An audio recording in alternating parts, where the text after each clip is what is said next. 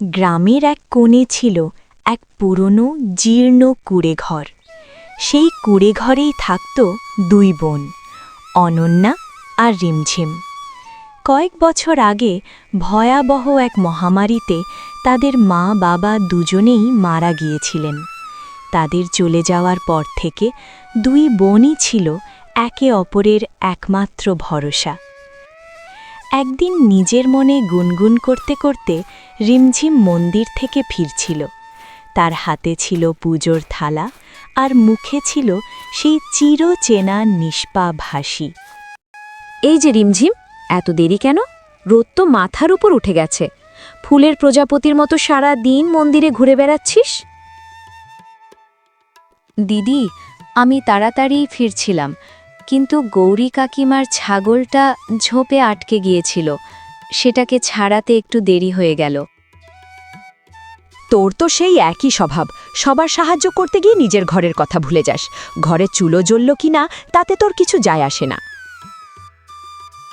দিদি, তুমি রাগ করছো কেন? মা বলতেন যে অন্যের কাজে আসে সেই আসল মানুষ। এই কথা শুনে অনন্যার গলা শক্ত হয়ে গেল। মা আর নেই রিমঝিম, আর তার কথার এখন এই দুনিয়ায় কোনো দাম নেই। এখন কেউ কারোর জন্য কিচ্ছু করে না। রিমঝিম চুপ করে গেল। তার মুখে হালকা বিষণ্ণতা নেমে এলো। সে ঘরের কোণে রাখা কাঠের পুরনো সিন্দুকটার কাছে গেল, যেখানে আজও মায়ের স্মৃতিগুলো যেন বেঁচে আছে। সিন্দুক থেকে একটি পুরনো শাড়ি বের করে সে অনন্যার দিকে তাকিয়ে বলল, দিদি, তোমার মনে আছে এই শাড়িটা যখন মা পরতেন তখন আমাদের দেখে কত হাসতেন? বলতেন তোমরা দুজন সব সময় একে অপরের সাহারা হয়ে থেকো। এই কথা শুনে অনন্যার চোখ ছলছল করে উঠল, কিন্তু নিজের আবেগ লুকিয়ে সে বলল, আমি তোকে এত বকাবকি করে রিমঝিম, কারণ আমি ভয় পাই যদি একদিন তোরও কিছু হয়ে যায় তাহলে আমি একা কিভাবে বাঁচব। এই দুনিয়া আমার কাছ থেকে সব কেড়ে নিয়েছে। আমি চাই না তুইও আমার মতো দুর্বল হয়ে পড়িস, তাই তোকে শক্ত বানাতে চাই। দিদি, তুমি দুর্বল নও, তুমি তো আমার শক্তি। তুমি যদি আমার হাত ধরে থাকো তাহলে দুনিয়ার কোনো ঝড়ই আমাকে নড়াতে পারবে না। এই কথা শুনে মা বাবা চলে যাওয়ার পর প্রথমবার অনন্যার মুখে হালকা একটা হাসি ফুটে উঠল। ঠিক তখনই গ্রামের কাঁচা পথ ধরে তিনটি ছায়া তাদের কুঁড়েঘরের দিকে এগিয়ে এলো। তারা ছিল শম্ভুনাথ, পদ্মা আর তাদের ছেলে রাজু, দুই বোনের আপন কাকা কাকিমা। আরে অনন্যা, কেমন আছিস মা? ভীষণ কষ্টে দিন কাটাচ্ছিস না তোরা দাদা বৌদি চলে যাওয়ার পর? আমরা একদম ঠিক আছি কাকু, যা আছে তাতেই খুশিতে আছি। খুশিতে আছিস? তাও আবার কুঁড়ে ঘরে? তোরা যদি ওই ঝোপড়ায় থাকার বদলে তোদের অংশের জমিটা আমাদের নামে লিখে দিস, তাহলে আমরা তোদের দুই বোনকে আমাদের বাড়িতে রাখতাম। অন্তত এখানে থাকার থেকে ভালো থাকবি। আমাদের সঙ্গে থাকলে তোরা অনেক সুখে থাকতিস। মা তো ঠিকই বলছে রিমঝিম, এই ঘরটাও তো এখন ভাঙাচোরা, আর জমিটাও এমনিই পড়ে আছে, নষ্ট হচ্ছে। তার থেকে বরং তোদের ভাগের জমিটা আমাদের দিয়ে দে, আর তোরা আমাদের সঙ্গে থাকবি। এই কথা শুনে অনন্যা রেগে গিয়ে বলল, আমাদের কারো প্রয়োজন নেই। বাবার জমি আমাদের মা বাবার শেষ স্মৃতি। যাই হয়ে যাক, আমরা এটা কোনোভাবেই ছাড়ব না। আরে বোকা মেয়ে, তোদের যে চাষের জমিটা আছে সেটাও তো এমনিতেই পড়ে আছে। আর তাছাড়া দুনিয়া বুঝে চলতে হয়। মেয়েরা কি আর মাঠে চাষ করে? দেখবি একদিন কাঁদতে কাঁদতে আমাদের কাছেই আসবি। সেদিন যেন বলিস না কাকা কাকিমা সাহায্য করো। এই কথা বলে তিনজন চলে গেল। ঘরের পাশ থেকে দাঁড়িয়ে সব শুনছিল রিমঝিম। তার মুখটা ফ্যাকাশে হয়ে গেল। দিদি, ওরা কি আমাদের জমি নিয়ে নিতে চাইছে? আমরা কি একেবারে শূন্য হয়ে যাব? হ্যাঁ রিমঝিম, ওরা আমাদের জমিটা নিয়ে নিতে চাইছে, কিন্তু যতদিন আমি বেঁচে আছি কেউ আমাদের জমিতে হাতও দিতে পারবে না।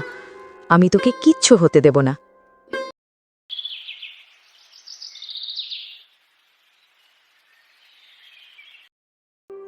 রাতে উনুনের সামনে বসে রিমঝিম বলল, দিদি, মায়ের শাড়িটা আবার যত্ন করে সিন্ধুকে রেখে দিয়েছি। দিদি, কাল রাতে গ্রামে ভগবদ্গীতা পাঠ হবে, যাবে দিদি? শুনলে মনটাও একটু শান্ত হবে। তুই তো জানিস রিমঝিম, আমাদের দেখে লোকে কত কথা বলে, ভাববে আমরা প্রসাদের লোভে এসেছি। কিন্তু আমরা তো জানি দিদি যে আমরা কেমন। আমাদের ভয় নয়, শক্ত হয়ে বাঁচতে হবে। তাও আমরা যাব না রিমঝিম, ভগবান তো সব জায়গাতেই আছেন, তুই বরং মন্দিরে যাস। এই সব কথা বলতে বলতে দুই বোন কোনো রকমে রাতের খাবার খেয়ে ঘুমিয়ে পড়ল।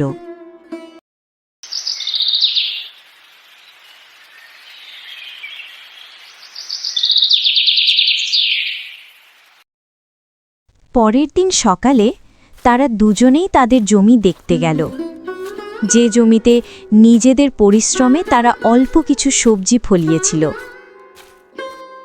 দিদি, ভালোই হয়েছে আমরা এই জমি বিক্রি করিনি। দেখো, আমাদের পরিশ্রমে কত সবজি হয়েছে। এবার আমরা কি কোনো ব্যবসায়ীর কাছে বিক্রি করে কিছু টাকা উপার্জন করতে পারি? হ্যাঁ, তুই ঠিক বলেছিস। এটা বিক্রি করলে কয়েকদিনের জন্য অন্তত আমাদের চলে যাবে, কিন্তু কিন্তু কি দিদি? এটা বিক্রি করে আমরা কয়েকদিনের জন্যই চালাতে পারবো, তারপর কি হবে? মন খারাপ করো না দিদি, আমি তো সেলাইয়ের কাজ জানি, আমি সেটা করে সংসারের খরচ চালাবো। তোর কিচ্ছু করার দরকার নেই, তুই শুধু ঘরের কাজ সামলাবি।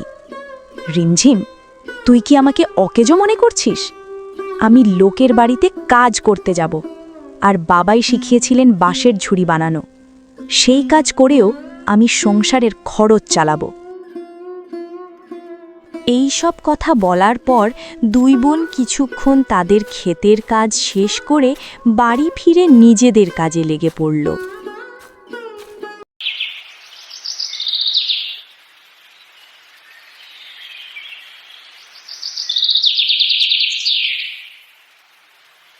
রাতের বেলা ঘুমানোর আগে তারা আবার তাদের কঠিন জীবনের কথা নিয়ে কথা বলল।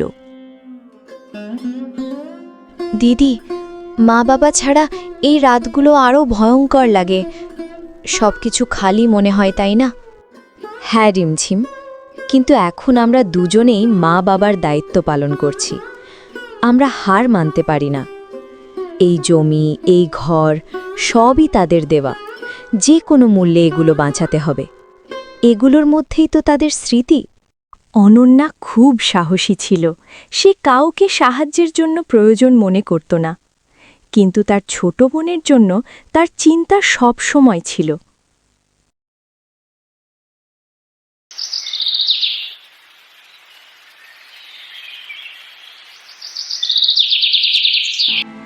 পরদিন যখন তারা ক্ষেত্রের দিকে গেল, তারা দেখতে পেল জমির মাঝখানে একটি কাঠির খুঁটি পুঁতা হয়েছে।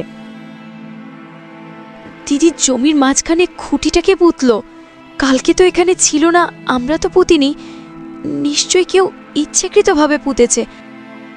আমার মনে হয় এটা আমাদের কাকা কাকিমার কাজ, কিন্তু আমি যতদূর জানি সরকারি লোক ছাড়া এই সমস্ত কাজ করা সম্ভব নয়। এর মানে তারা পরিকল্পনা করছে জমি ভাগ করার। ঠিক সেই সময় দূর থেকে দেখা যায় শম্ভুনাথ, সঙ্গে পদ্মা এবং তাদের ছেলে রাজু। তিনজনের মুখে অদ্ভুত একটি হাসি দেখা যাচ্ছিল। এই যে বোনেরা, এত চিন্তিত কেন? আমরা তো শুধু সাহায্য করতে এসেছি। তোদের মা বাবার চলে যাওয়ার পর জমির যত্ন নেওয়া জরুরি। তোদের একার দ্বারাই তো হবে না, তোরা সেটা পারবিও না। কাকা, আপনার সাহায্যের দরকার নেই।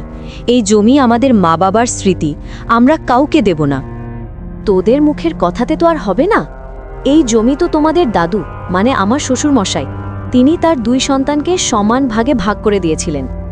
তোমাদের বাবা হয়তো শেষ সময়ে এই কথা তোমাদের বলে যেতে ভুলে গিয়েছিলেন। আমরা তো শুধু তোদের ভালো চাইছি, তাহলে এই শত্রুতা কেন? শত্রুতা তখনই শুরু হলো কাকিমা, যখন আমাদের একা ভেবে আমাদের জমির ওপর নজর দিলে তোমরা। আরে রিমঝিম, এত বড় বড় কথা বলিস না। ছোট আছিস, ছোটর মতো থাক, বুঝেছিস? আরে যাও, কেমন বড় লোক! যাদের চিন্তার ধারা ছোট হয় তারা বয়সে বড় হয়েও সম্মানের যোগ্য হয় না। রিমঝিম, তুই চুপ কর, আর একটা কথাও বলবি না। আর তোমরা যদি আবার আমাদের জমির দিকেও আসো তাহলে কিন্তু ভালো হবে না। আমরা দুর্বল হতে পারি, কিন্তু কাউকে ভয় পাই না। শম্ভুনাথ সমস্ত কথা চাপার আগে বলল, ঠিক আছে, তোরা তো ভালো কথাই বুঝবি না, আমরা কিছু বলবো না, কিন্তু আইন তার কাজ করবে। যখন জমির সরকারি কাগজপত্র আসবে, দেখবি যদি তোদের নাম না থাকে তখন বুঝবি জমি কার। তিনজন তখন সেখান থেকে চলে গেল। অনন্যার রিমঝিম কিছুক্ষণ চুপচাপ দাঁড়িয়ে থাকল। দিদি, ওরা কি সত্যি কাগজ বদলাতে পারবে? কি কি করতে পারে কেউ জানে না। লালচে মানুষ অন্ধ হয়ে যায়। আমাদের এখন কাউকে বিশ্বাস করলে চলবে না। আমাদের এখন খুব সতর্ক থাকতে হবে। সেই দুপুরেই দুই বোন গ্রামের প্রধানের কাছে পৌঁছল। সেখানে আগে থেকেই তাদের কাকা শম্ভুনাথ ও গ্রামের কিছু লোক বসেছিল। প্রধান সাহেব, আমরা আপনার কাছে বিচার চাইতে এসেছি। আমাদের কাকা কাকিমা আমাদের কাছ থেকে জমি কেড়ে নিতে চাইছে। প্রধান সাহেব, ওরা পাটবাড়ির সঙ্গে মিলে জাল কাগজ বানাচ্ছে। আমরা অনাথ, কিন্তু তার মানে আমরা অসহায় নই। আমাদের মা বাবার জমি আমরা কোনোভাবেই দেব না। দয়া করে আমাদের সাহায্য করুন। শম্ভুনাথ বাবু, এরা এসব কি বলছে? প্রধান সাহেব, এই বোনেরা আমাদের বদনাম করছে। আমরা তো শুধু জমি নিয়ে চিন্তিত। এদের কি জানা আছে এই জমির সত্যিকারের ইতিহাস? এই জমি তো আগে শুধু আমাদের বাবা জানতেন।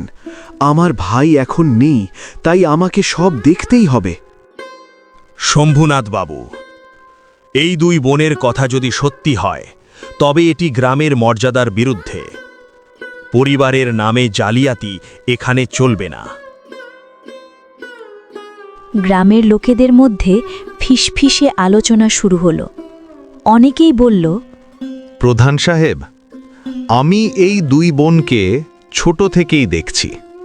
এরা কখনোই মিথ্যে কথা বলে না। প্রধান সবার কথা শোনার পর বললেন, ঠিক আছে, আগামীকাল পঞ্চায়েতে আমরা এই বিষয়ে বিস্তারিত আলোচনা করব এবং সিদ্ধান্ত আগামীকাল নেওয়া হবে। প্রধানের এই কথা শুনে দুই বোনের মনে একটু হলেও আশার আলো জ্বলে উঠল।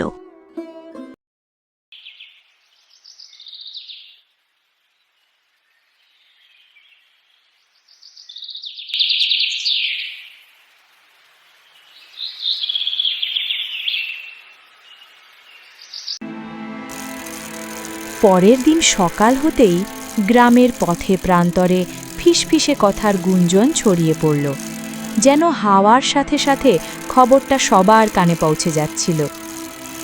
শুনেছিস শম্ভুনাথ কি কাণ্ডটাই না করেছে? নিজের ভাইয়ের মেয়েদেরই নাকি ঘর ছাড়া করতে চাইছে। হ্যাঁ কাকিমা, শুনলাম। এ কেমন আত্মীয় রে বাবা, নিজের ভাইয়ের মেয়েদেরই সর্বনাশ করতে উঠে পড়ে লেগেছে। এই সব কথা অনন্যার কানে পৌঁছতে সে আর দেরি করল না। রিমঝিমকে সঙ্গে নিয়ে সোজা চলে গেল প্রধানের বাড়িতে। প্রধান সাহেব, আমরা আপনার কাছ থেকে ন্যায় চাইতে এসেছিলাম। আমার মা বাবার জমির ওপর আমার কাকা জোর করে দাবি করছে, আর আপনারা যেন ওদেরই পক্ষ নিচ্ছেন। আমি আপনার কাছ থেকে এটা আশা করিনি। আমরা দুর্বল নই, চুপ করে সহ্য করব না। ঠিক তখনই শম্ভুনাথ, পদ্মা আর রাজু সেখানে এসে উপস্থিত হলেন, আর তারপর তারা নাটক শুরু করে দিল। প্রধান সাহেব, আমরা তো শুধু এদের ভালো চাইছি। ভাইয়ের মৃত্যুর পর আমরাই তো এদের মানুষ করেছি। আপনি সব জানেন। হ্যাঁ প্রধান সাহেব, আর এখন মেয়েরা বড় হয়ে আমাদের বদনাম করছে। এটাই কি মানবিকতা? অনন্যা, তোর কাকা যা বলছে সেটাও তো ভুল নয়। তোরা সবাই এক পরিবার, পরিবারের মধ্যে এত ঝামেলা কেন? তাছাড়া তোর কাকা তো বলছে সরকারি কাগজপত্র অনুযায়ী এই জমিতে ওদেরও অংশ আছে। প্রধান সাহেব, এরা আমাদের দুর্বল মনে করে সুযোগ নিতে এসেছে। পরিবার নয়, শুধু জমির লোভে তারা আমাদের কাছে এসেছে। জমির জন্য পরিবার হওয়ার ভান করছে। এই সব কথা চলছিল, ঠিক সেই সময় হঠাৎ পটোয়ারিও সেখানে এসে হাজির হলো। প্রধান সাহেব, এনাদের বাবা অর্থাৎ শম্ভুনাথ বাবুর ভাই হরিশ্চন্দ্রের জমি আইন অনুযায়ী শুধু এই দুই বোনের একার নয়, এই জমিতে তার ভাই শম্ভুনাথেরও অংশ আছে। এইভাবে কি করে বিশ্বাস করব? আপনি শুধু কাগজের কথা বলছেন, কিন্তু কি প্রমাণ আছে যে আমার কাকা এই জমির অংশীদার? হ্যাঁ, অনন্যা ঠিকই তো বলেছে। কোনো পাকা প্রমাণ না দেখালে আমি পঞ্চায়েতে এগোতে পারবো না। প্রধানের মুখে এই কথা শুনে শম্ভুনাথ, পদ্মা আর রাজুর মুখ ফ্যাকাশে হয়ে গেল। তারা ধীরে ধীরে সেখান থেকে চলে যেতে লাগল। আরে পটওয়ারি, তুমি কার অপেক্ষায় আছো? তুমিও যাবে না ওদের পেছনে? আমার কাকা তোমাকে কত টাকা খাইয়েছে? অনন্যার কথা শুনে পটোয়ারি লজ্জায় মাথা নিচু করে ধীরে ধীরে সেখান থেকে সরে গেল। মা, আমাকে ভুল বুঝিস না। আমি যা দেখেছি তাই সত্য ভেবেছিলাম। এইবার আমি ঠিক মতো তদন্ত করব, আর শম্ভুনাথের কথায় আর পা দেব না। যদি ওরা তোদের অসহায়তার সুযোগ নিতে চায়, তাহলে তোদের ন্যায় দেব আর ওদের শাস্তি হবে। প্রধানের কথা শুনে দুই বোন একটু স্বস্তির নিঃশ্বাস ফেলল। তবু মনে রইল সন্দেহ, আর অল্প একটু আশার আলো নিয়ে তারা বাড়ি ফিরল।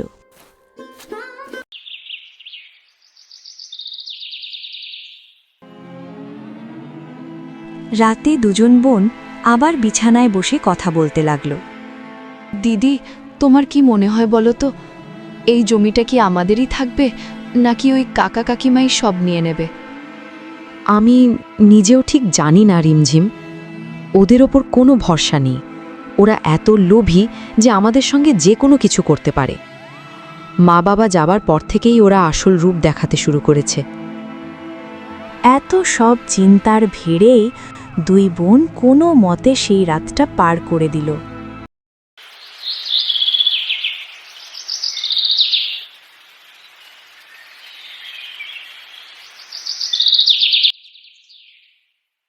গ্রামের বাতাসে হালকা শোঁ শোঁ শব্দ ছিল।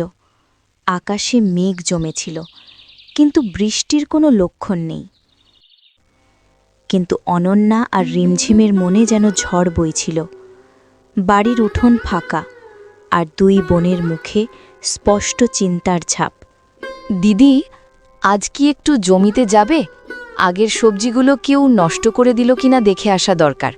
কখনো কখনো গরু ছাগল ঢুকে সব শেষ করে দেয়। হ্যাঁ রিমঝিম, চল। জমিতে গেলে মনটা এমনিতেও হালকা হয়ে যায়, আর বাকি সবজিগুলো বিক্রি করার মতো হয়েছে কিনা সেটাও দেখে আসব। তবু একটা অজানা ভয় মন থেকে যায় না। গরু ছাগলের চেয়েও যেন মানুষ কোনো ক্ষতি না করে, কারণ এখন তো আমাদের নিজের লোকেরাই আমাদের জমির দিকে কুনজর দিয়েছে। এই কথা বলতে বলতে দুই বোন জমির দিকে রওনা দিল। পথে ছিল গাছের ছায়া, হালকা বাতাস, আর সামনে অপেক্ষা করছিল নতুন এক অজানা বিপদ। পাখিদের কিচিরমিচিরের মাঝেই যখন দুই বোন মাঠের কাছে পৌঁছাল, হঠাৎ দূর থেকে রিমঝিম কারো ছায়া দেখতে পেল। দিদি, ওই দেখো, ওটা কি রাজু না? ঠিক তখনই রাজু সামনে এসে দাঁড়াল।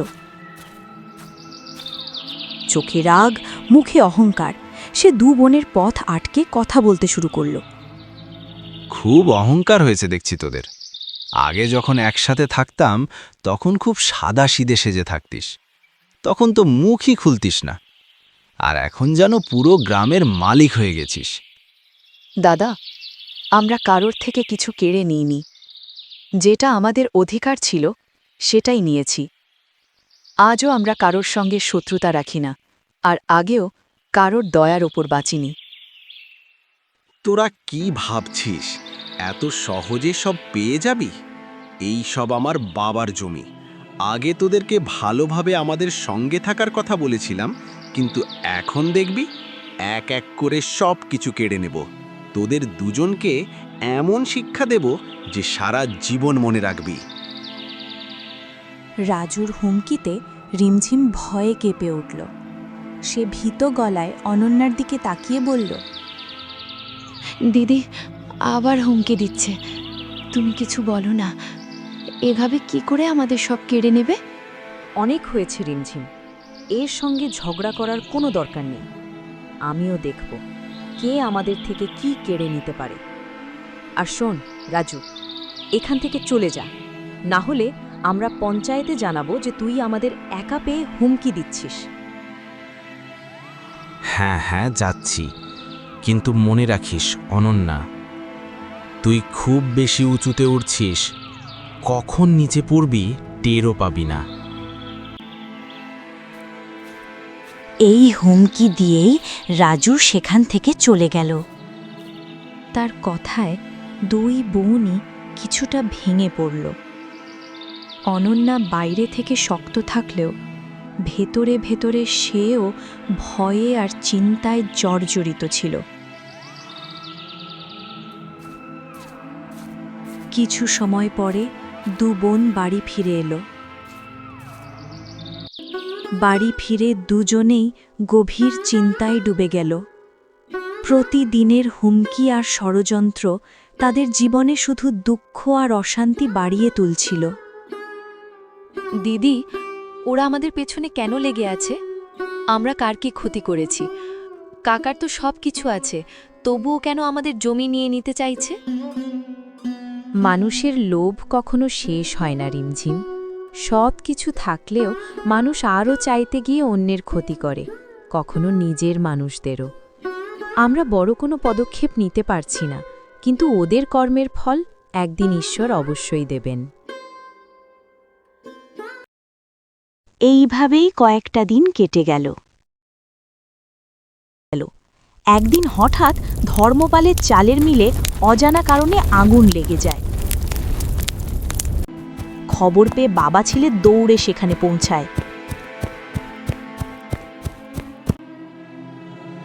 মিলের বাইরে তখন লোকজনের ভিড়। ততক্ষণে গ্রামবাসীরাই আগুন নিভিয়ে ফেলেছিল। শম্ভুনাথ আর তার ছেলেকে দেখে লোকজন কানাকানি শুরু করল। এই আগুন এমনি এমনি লাগেনি, ওদের খারাপ কাজের ফল এটা। ওই অনাথ দুই মেয়েকে এত কষ্ট দিয়েছে, এবার দেখো ঈশ্বর কি করল। হ্যাঁ ভাই, ঠিকই বলেছিস। আমিও এটাই ভাবছিলাম, কর্ম যেমন করেছে ফলও ঠিক তেমন পাচ্ছে। গ্রামবাসীর এই কথাগুলো শুনে শম্ভুনাথ আর রাজু দুজনেই চিন্তায় পড়ে গেল। অনন্যা আর রিমঝিমের সঙ্গে করা আচরণ মনে পড়ে শম্ভুনাথের মনে অপরাধবোধ জাগতে লাগল। ঠিক তখনই অন্য গ্রামের এক জমিদার সেখানে এসে পৌঁছাল, যার সঙ্গে শম্ভুনাথের মিলের ব্যবসা ছিল। এই শম্ভুনাথ, মিলে আগুন লেগে আমার সব টাকা ডুবে গেল। তোর ওপর ভরসা করে তোর জমিতে মিল খুলে ব্যবসা করেছিলাম, এবার আমার ক্ষতির দায় তোকেই নিতে হবে। জমিদার বাবু, কিভাবে এই দুর্ঘটনা ঘটল আমি নিজেও জানি না। আপনি চিন্তা করবেন না, আমি কিছু না কিছু ব্যবস্থা করব। আমাকে একটু সময় দিন। আমি কোনো সময় দিতে পারবো না। তোর সঙ্গে ব্যবসা করাই আমার সবচেয়ে বড় ভুল হয়েছে। এবার তুই আমার টাকা ফিরিয়ে দে, তারপর তুই তোর পথে, আমি আমার পথে। জমিদার বাবু, দয়া করে এমন করবেন না। এই বিপদের সময় আপনি যদি সাহায্য না করেন তাহলে কে করবে? আমি সেসব জানি না। আমি অনেক সাহায্য করেছি তোমাদের। তোমাদের মতো লোকেদের সঙ্গে ব্যবসা করাই আমার ভুল হয়েছে। এখন আর কিছু করতে পারবো না, শুধু আমার টাকা ফেরত চাই। ঠিক আছে, আপনি আমার এই জমিটাই নিয়ে নিন। এই জমিটা দিলে আপনার বেশিরভাগ দেনা মিটে যাবে। রাজি থাকলে আমি কালই কাগজপত্র পাঠিয়ে দেব, কিন্তু বাকি টাকা আমি দেব না। কারণ এই চালের মিলের অংশীদার আপনিও ছিলেন, আর আমার চেয়ে বেশি লাভও আপনি করেছেন। তাহলে পুরো ক্ষতিটা আমি একাই কেন বইব? ও তাই নাকি? তাহলে তুই আমার সঙ্গে শত্রুতা নিচ্ছিস? দেখে নেব তোকে। এখনই তোর জমির কাগজ পাঠা, বাকি টাকা পরে আদায় করব।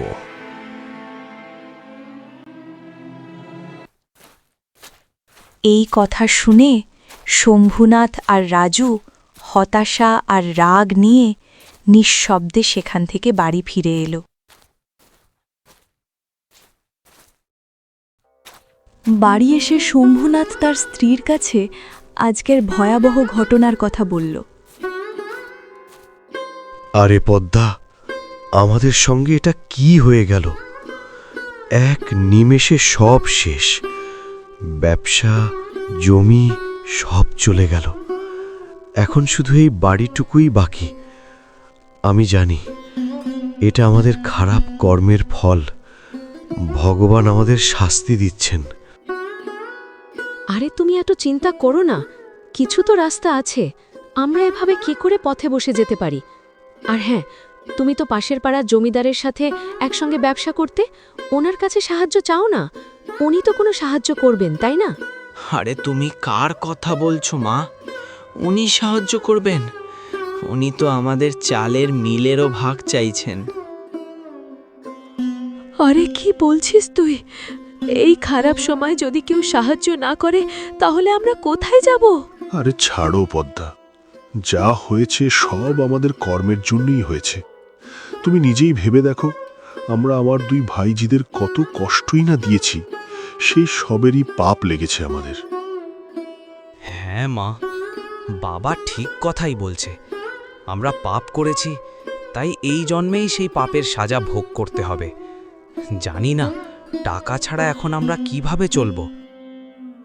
হ্যাঁ রাজু, তুই ঠিকই বলেছিস। এখন আমরা এই সংসার কিভাবে চলবো? গ্রামবাসীরাও তো এখন আমাদের সাহায্য করবে না। অনন্যা রিমঝিমের উপর আমরা যে অন্যায়টা করেছি, সেজন্য সবাই আমাদের উপর ছিছি করছে। এভাবে চললে তো আমাদের রাস্তায় বসতে হবে। এই দুঃখের পরিবেশে হঠাৎ পদ্মার মাথায় একটা ভাবনা এলো। বলছি, শোনো না, আমার একটা কথা মনে এসেছে।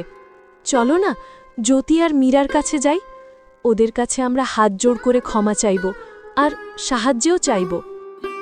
কি সাহায্য মা? ওরা আমাদের কি সাহায্য করবে? ওদের নিজেদেরই তো কিছু নেই। আর তাছাড়া আমরা ওদের সাথে যা ব্যবহার করেছি, ওরা আমাদের সাহায্য কেন করবে? তুমি পাগল হয়ে গেছো নাকি পদ্মা?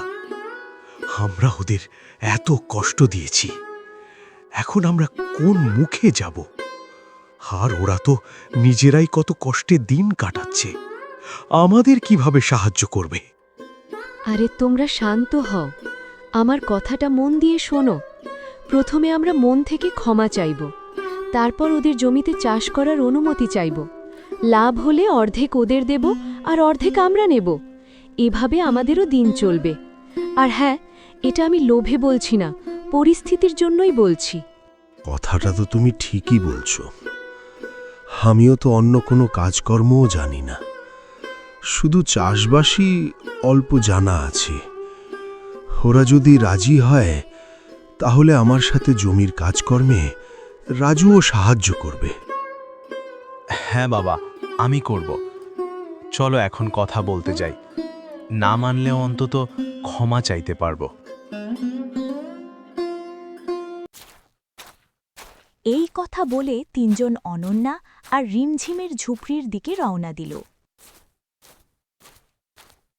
কাকা, তোমরা এখানে কেন এসেছো? অনন্যা, রিমঝিম, আমাদের চালের মিলে আগুন লেগে সব শেষ হয়ে গেছে। আমরা পুরোপুরি ধ্বংস হয়ে গেছি। আমি শুনেছি কাকা, দুঃখও পেয়েছি। কিন্তু তোমরা আমাদের কাছে কেন এসেছ? তোমাদের কি মনে হয় আগুন আমরা লাগিয়েছি? না অনন্যা, আমরা তোদের ভুল বুঝিনি। আমরা তোদের কাছে ক্ষমা আর সাহায্য চাইতে এসেছি। সাহায্য? কেমন সাহায্য কাকিমা? আমরা নিজেরাই কষ্টে আছি। আর হ্যাঁ, তোমরা কোন অধিকার নিয়ে সাহায্য চাইছো? আমরা কেই বা হই তোমাদের? পদ্মা কান্নায় ভেঙে পড়ে, সব কথা খুলে বলতে লাগল। এই সময় শম্ভুনাথ আর রাজু লজ্জায় মাথা নিচু করে দাঁড়িয়েছিল। রিমঝিম পদ্মার কথা শুনে বলল, কাকিমা, আমরা সাহায্য করব, যত যাই হোক তোমরা আমাদের কাকা কাকিমা। এসব তুই কি বলছিস রিমঝিম? পাগল হয়ে গেছিস? ভুলে গেছিস ওরা আমাদের কত কষ্ট দিয়েছে? আমাদের খারাপ সময়ে ওরা কোথায় ছিল? এভাবে বলো না দিদি। আজ মা বাবা থাকলে এই বিপদে ওরাও সাহায্য করত। আর মা বাবা সবসময় বলতো, ক্ষমা করা খুব বড় জয়। ক্ষমা করতে পারলেই মানুষ আসল বিজয়ী হয়। তবুও রিমঝিম, আমি এদের কৃতকর্ম ভুলতে পারবো না। আমি সাহায্য করতে রাজি নই। দিদি, তোমাকে আমার দিব্যি, দয়া করে তুমি ওদের সাহায্য করো। আর এমনিও যদি ওদের আমাদের জমিতে চাষ করতে দিই, তাতে আমাদেরও উপকার হবে। আমরা আবার একসাথে হাসি খুশি হয়ে থাকতে পারবো। মেনে নাও না দিদি। আমার মা বাবার কথা খুব মনে পড়ে। ওরা কাছে থাকলে আমার একটু ভালো লাগবে। রিমঝিমের সেই নিষ্পাপ মুখের দিকে তাকিয়ে অনন্যার চোখ নরম হয়ে এলো। বোনের কথার জন্যই সে শেষ পর্যন্ত রাজি হয়ে গেল। এই দৃশ্য দেখে শম্ভুনাথ, পদ্মা আর রাজু হাত জোর করে মাথা নিচু করে দাঁড়িয়ে পড়ল, আর ওদের প্রতিজ্ঞা করল আর কোনো দিন ওদের ক্ষতি করবে না।